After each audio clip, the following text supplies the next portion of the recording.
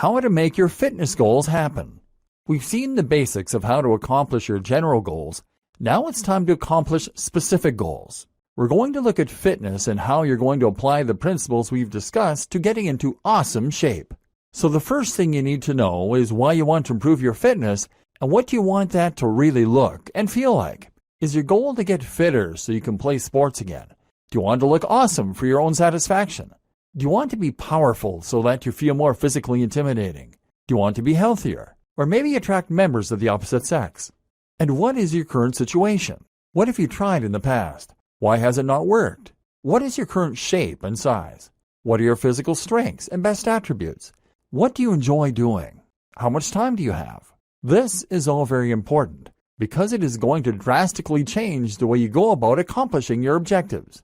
For example, if you are a man and your goal is to be more physically intimidating, then you might decide that it makes the most sense to bulk.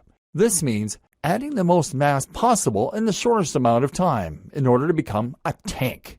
It involves eating a ton of calories and even more protein, resting a lot, and lifting heavy weights. On the other hand, if you want to become toned and lean to attract women, then you are going to want to eat less and get more aerobic exercise such as walking, running, skipping, etc.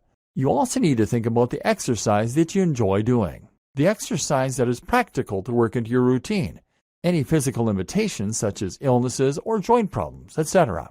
How to set and stick to realistic goals. One of the most important considerations when coming up with a training program is making it fit into your routine.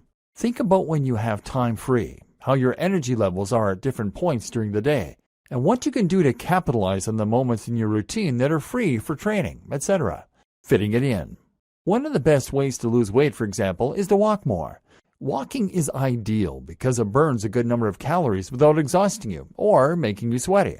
That means you can conveniently fit it into your routine and do it regularly without becoming unfeasible. And most of us can easily fit more walking into our routine. For example, you might find that you can use your lunch break at work to go on a long walk. If you have 60 minutes at lunch, you can eat for 10 minutes and spend the other 50 walking. It's best to walk at the end of the 60 minutes. A 50-minute walk each day should easily be enough to hit your 10,000-step goal, which is around 5 miles, and should lead to an additional 3,000 calories, roughly, burned each week. That's the amount of calories you normally burn in a day. More importantly, it will build your fitness significantly, give you more sunlight and fresh air, etc. So forget trying to do intense HIIT workouts 5 times a week that leave you exhausted. Just go for a nice walk that will conveniently fit into your routine. Likewise, you can fit a walk in by getting off the bus early, by walking home from work, etc. The same goes for diet. I always advise clients to stick to a rigid diet only in the morning and at lunch. Why? Because most of us will want to make our evenings a time to enjoy a fun meal with our partners, or we want to go out with friends and enjoy pudding. Conversely, breakfast and lunch tend to be more functional, eaten alone and in a hurry. That means you can much more easily reduce your calories or your carbs at this time during the day and then cut loose in the evening. Think about ways you can make this more convenient for you too. If you pass a shop that sells protein shakes in bottles each morning, then maybe switch your morning coffee for a morning protein shake. This is ideal if you find that the thought of mixing your protein shake and getting it all over the floor potentially is putting you off of actually eating it.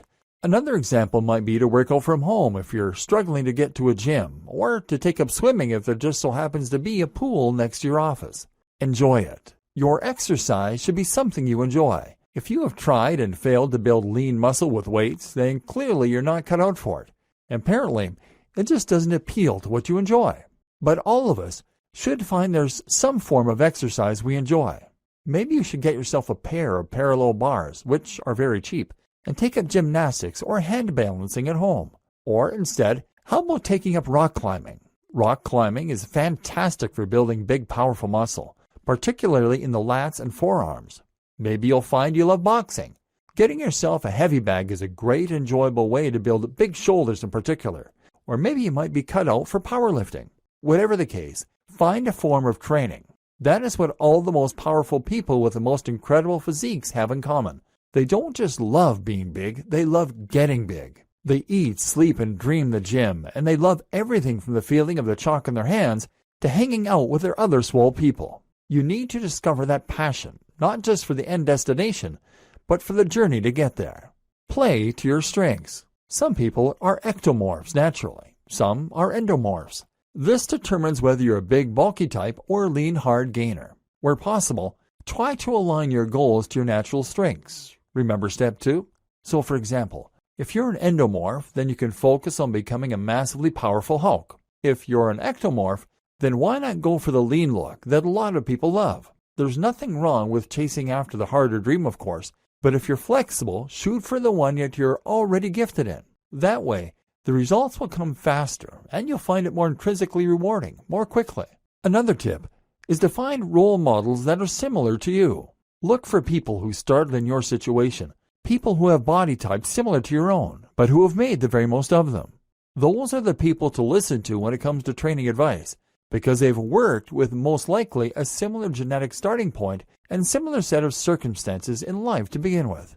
Take it slow. Remember what we said in the earlier videos? A good goal for fitness should involve working out for 15 minutes, maybe even 10 minutes. Don't come up with insane strategies that involve training twice a day, or you'll find that you gain muscle more quickly and lose it quickly.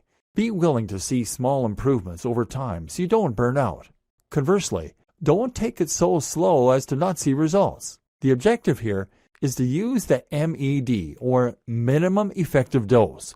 That means you're committing just enough time to actually see progress so that you can start to assess and judge your strategy, and so that you can improve it over time. Don't do more, don't do less. By doing all of this, you should have come up with a training program that is effective for you specifically and for your lifestyle and genetics. If you have tried and failed to take up weightlifting several times in the past, then maybe it's time that you took a different approach by swimming 3 times a week after work, or by getting a heavy bag and punching that for 40 minutes a few times a week. Maybe you just do 15 minutes of press-ups before bed. Whatever the case, start doing something right away and then experiment to find what works for you.